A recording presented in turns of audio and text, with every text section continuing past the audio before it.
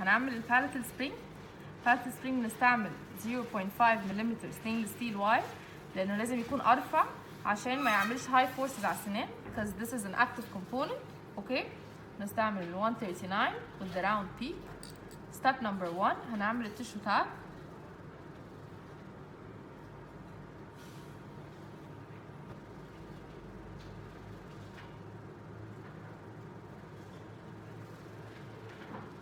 اوكي بعدين هنقيس الويدث بتاع الباليتال سبرينج بتاعي.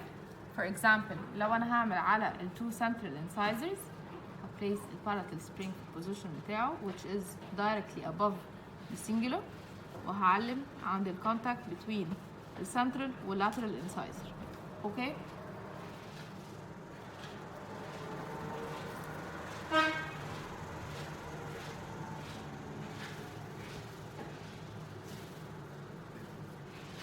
هبدأ بأول هيليكس.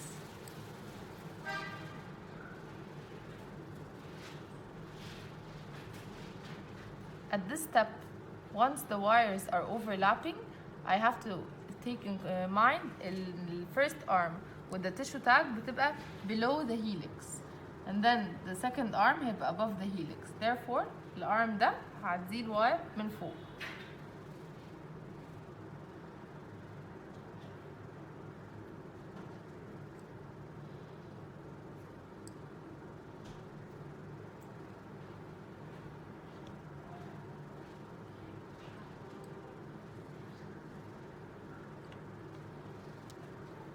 لحد ما ال two arms يكونوا parallel. ده ال passive form بتاع ال palatal spring. Okay, and then I can start doing the second helix. ممكن place it on my cast and again أعمل a mark.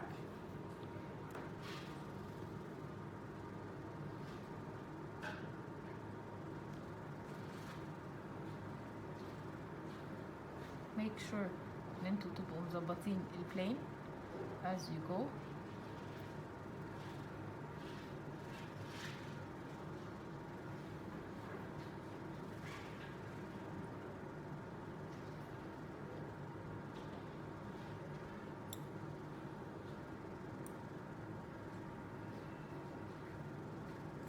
once they overlap امسك مكان الاوفرلاب.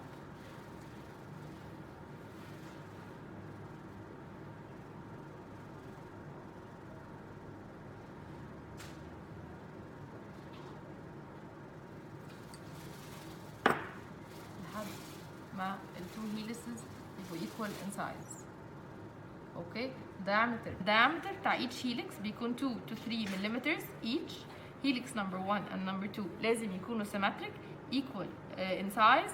وفي each helix لازم تكون ال wires touching مفيش space between the two arms. اوكي الترتيب بتاع ال arms the first arm يكون below the helix, second arm above the helix, and third arm below the helix. Okay? Okay. Again, ترتيب ال arms. The first arm بتبقى below helix number 1.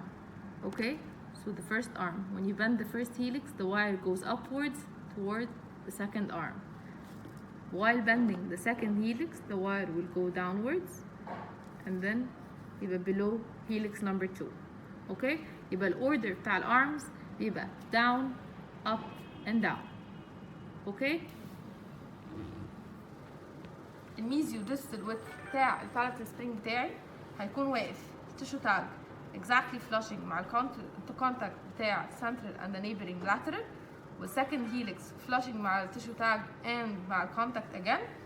first helix بتبقى half of it على السنترال و half of it extending towards the lateral. اوكي يبقى in total باخد ميزيو distal width of the two centrals with half of the first helix extending towards the lateral. ازاي؟ لما باجي اخد الدايمتر بتاعي باخد من عند الكونتاكت بتاع السنترال مع lateral والسنترال مع بتاع lateral الناحية التانية when I stand على المارك بتاعتي في الواير and bend the helix half of it extends outwards. اوكي بخلي اوصل ان 3 arms يكونوا parallel وده ال passive form بتاع ال palatal spring, and once we are done كل اللي متبقي ان احنا نعمل الريتنتيف ارم. اوكي، ازاي بعمل الريتنتيف ارم؟ لازم keep in mind ان palatal spring بيكون perpendicular على palatal surface right above the cingulum، والارم بينزل 90 degrees downwards towards the palate. Okay, so when I bend my adaptive arm, I will hold half the distance of the palatal spring. Always better لو أنا I mark half the distance, and then when I want to do the adaptive arm بكون واقفة half the width of the palatal spring. palatal spring بيكون parallel to the plier كله on the same plane. okay, بعدين باجي I hold this wire and bend it 90 degrees downward. So this is the final position. بعدين okay, I want to do some adaptation. Just go like this. This is the final position of the palatal spring.